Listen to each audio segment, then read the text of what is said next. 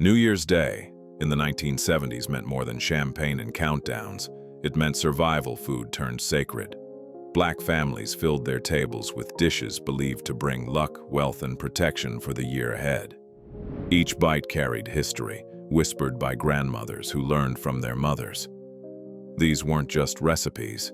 They were rituals, passed down through generations who transformed scarcity into abundance and hardship into hope. Let's walk through 15 dishes that anchored every Black household's New Year celebration. Eating black-eyed peas on New Year's Day for good luck is an old African-American tradition with West African roots. European settlers added the superstition of a coin in the pot, and millions of Southerners continue to make the peas for prosperity. In the kitchen, peas are soaked overnight and slowly simmered with ham hock or smoked turkey until tender and seasoned with onions and spices, filling the house with a savory aroma that signals the holiday has officially begun. The dish is served with dinner on January 1st at home or after watch night services, and everyone is encouraged to eat at least a spoonful. No exceptions, not even for picky children. Each pea symbolizes a coin, and some families drop a dime into the pot for extra luck, turning the meal into a treasure hunt where finding the coin means an especially blessed year. The practice honors ancestors who turned humble ingredients into a promise of abundance, reminding everyone that wealth starts with gratitude and a full belly. No New Year's table felt complete without a steaming bowl of black-eyed peas. Dark leafy greens such as collards or cabbage are eaten to symbolize folded dollar bills. The tradition dates back to southern fields where collards were winter staples that fed families through the coldest months. In the kitchen, greens are simmered for hours with ham hocks, smoked turkey, or hog jowl, seasoned with onions, pepper, and a splash of vinegar that cuts the richness and brightens every bite.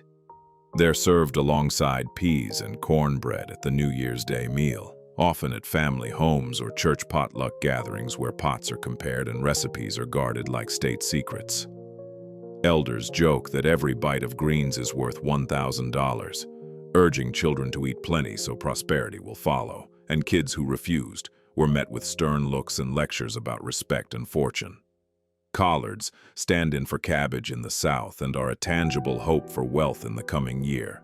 Their deep green color, a visual promise of money yet to come. The smell of simmering greens meant home, tradition, and the unshakable belief that the year ahead would be better. A one-pot dish of rice and peas that traces back to South Carolina's Lowcountry and the Gullah community. It's eaten on New Year's Day for good luck and is said to bring wealth and peace. Cooks boil smoked ham hocks or hog maw to make a rich stock, then add field peas, red peas or black-eyed peas, and rice, simmering until the grains are fluffy and the meat tender, creating a dish that's hearty, comforting, and deeply flavorful. Hoppin John is served at lunch or dinner on January 1st with collard greens, and some families slip a dime into the pot or under the plate for added fortune, turning the meal into a game of chance. Blending African culinary heritage with New Year superstition, Hoppin John reminds families of resourcefulness and the endurance of the Gullah culture, a cuisine born from creativity and survival. Children learn to appreciate every spoonful, understanding that this simple dish connected them to ancestors who cooked with love and little else. The steam rising from the pot carried stories of rice fields, coastal towns, and unbroken traditions that refused to fade. A golden pan of cornbread completes the New Year's spread. Its color represents gold or pocket money, promising financial prosperity and ensuring every meal feels abundant. Batter made from cornmeal and buttermilk is baked in a cast-iron skillet until the crust is crisp, or shaped into hot water cornbread patties and fried until golden, each method producing a slightly different texture but the same comforting taste. Cornbread is served warm on New Year's Day with peas and greens, and pieces are used to sop up juices and potlikker at home or church, transforming leftovers into a second meal. The buttery yellow color symbolizes money, and families remind one another that You need your cornbread to go with your greens for a well-rounded fortune, linking the dishes in both flavor and meaning. Children fought over the corner pieces with the crispiest edges, and mothers cut extra squares to keep the peace. Cornbread wasn't fancy, but it was necessary. A humble staple that carried the weight of tradition, hope, and the promise that prosperity was just one bite away. Cured hog jowl, or other pork, is eaten on New Year's because pigs root forward, symbolizing progress and prosperity, while chickens scratch backward and are considered bad luck for the holiday. In the kitchen, thick slices of smoked hog jowl are fried like bacon or simmered with peas and greens to season them, releasing a smoky, savory scent that announced the holiday in kitchens across the South. Hog jowl is served on New Year's morning with eggs or later at dinner with other holiday dishes, and the crispy slices are passed around the table with pride and reverence. Parents tell children that eating pork sets you moving forward into the new year, and refusing it could mean a year of setbacks. A warning that kept plates clean and traditions intact. The savory smell of frying jowl filled the house before dawn, waking everyone with the promise of a meal that tasted like progress and smelled like hope. For families who could afford it, a slab of hog jowl was a small luxury that carried big meaning.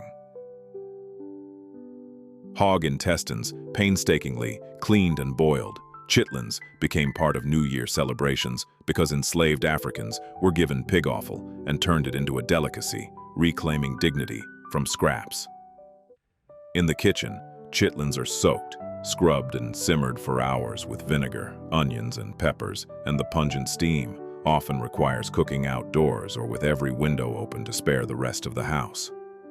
They're served at dinner with collard greens and hot sauce, often at large family gatherings where chitlin cleaning becomes a communal activity, with aunties, cousins, and neighbors sharing the labor and the laughter. For many elders, chitlins represent survival and ingenuity, honoring ancestors who made a meal from scraps and taught their children never to waste what they were given. Not everyone loved the taste or the smell, but eating chitlins on New Year's was a badge of honor, proof that you understood where you came from and respected those who came before. The dish sparked debates, laughter, and pride in equal measure. The mineral-rich broth left after simmering collards or turnip greens with smoked meat. Southerners prize Potlikker as a nourishing elixir that holds all the flavor, vitamins, and soul of the greens themselves. Once the greens are lifted out, cooks ladle the savory liquor over cornbread or use it to make a soup with dumplings or beans, stretching one dish into two and wasting nothing in the process. Potlikker is often consumed after the New Year's meal or saved for the next day, and some sip it from a glass as a tonic, believing it clears the head and strengthens the body for the year ahead. Elders taught children never to waste Potlikker. It's a reminder of thrift and the resilience of those who nourished families with leftovers, turning what others might pour down the drain into liquid gold. The broth was dark, salty, and rich, and sopping it up with cornbread felt like communion with ancestors who knew hunger and still created abundance. Potlikker wasn't an afterthought. It was the prize. A hearty stew of okra, seafood, sausage, and sometimes turkey. In many Gulf Coast black families, gumbo is part of New Year's tables and signals cultural pride, connecting Louisiana roots to the present. Gumbo starts with a dark roux, then okra, crab, shrimp, and smoked sausage are added and simmered for hours, layering flavors until every spoonful tells a story of patience and care. It's ladled over rice and eaten at New Year gatherings or watch night suppers, with big pots feeding extended family and neighbors who drop by unannounced, but always welcome. Turning down grandma's gumbo could be seen as rejecting one's heritage. The stew embodies Louisiana roots and community warmth, a dish that demands respect and a second helping. Children learned to appreciate the complexity, the heat, the smokiness, the way each ingredient played its part, and understood that gumbo was more than food. It was identity, history, and love simmered low and slow until everything melted together into something unforgettable. A dessert made from mashed sweet potatoes spiced with cinnamon and nutmeg. It replaced pumpkin pie in Black homes and appears in New Year and Kwanzaa feasts, closing every celebration with sweetness and pride. Sweet potatoes are roasted, mashed with butter and sugar, poured into a flaky crust and baked until set, and pies are often made in batches, so there's plenty to share with neighbors and church members. Slices are served after New Year dinners and Kwanzaa celebrations, and leftovers are enjoyed cold from the fridge in the days that follow, their flavor deepening with time. Sweet potato pie evokes memories of grandmothers and Sunday suppers. It connects African yams to American survival and symbolizes cultural continuity, a bridge between continents and generations.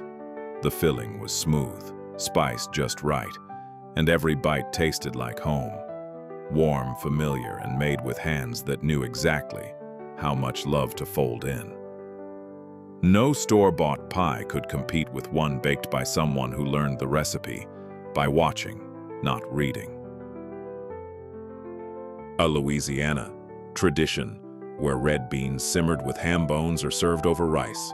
In some Black families, this New Year dish is believed to bring good luck, especially when eaten on the first day of January.